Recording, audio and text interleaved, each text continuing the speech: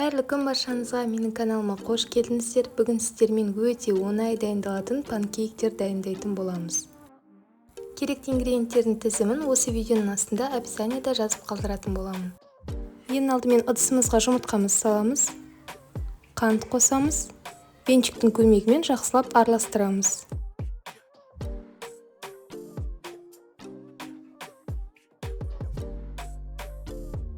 Енді жаңағы массамызға айранымызды қосамыз, күнбағыс майын қосамыз, тағы да венчиктің көмегімен жақсылап араластырамыз.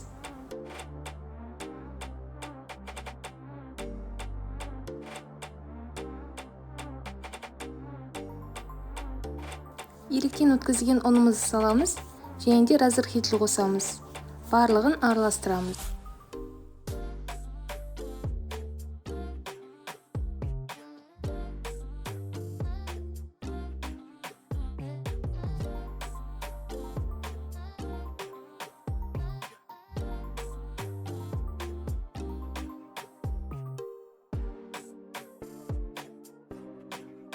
Енді панкейктерімізді пісіретін боламыз. Мен осындай грильницада пісіретін боламын.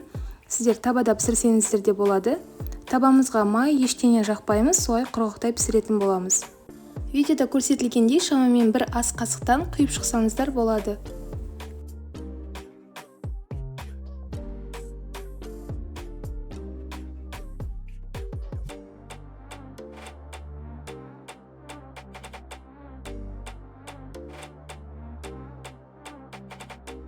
Панкейктеріміздің бетінде кішкене көпіршіктер, тесіктер пайда бола бастаған кезде екінші жағына аударатын боламыз. Екінші беті бірінші бетіне қарағанда тез піседі.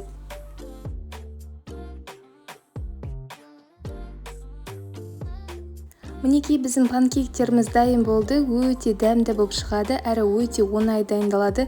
Көтеріліп, күшті болып шығады. Міндетті түрде дайындап көріңіздер, ас болсын. Ал егер де сіздерге менің видеом ұнаса, лайк басып комментарий жазуды ұмытпаңыздар.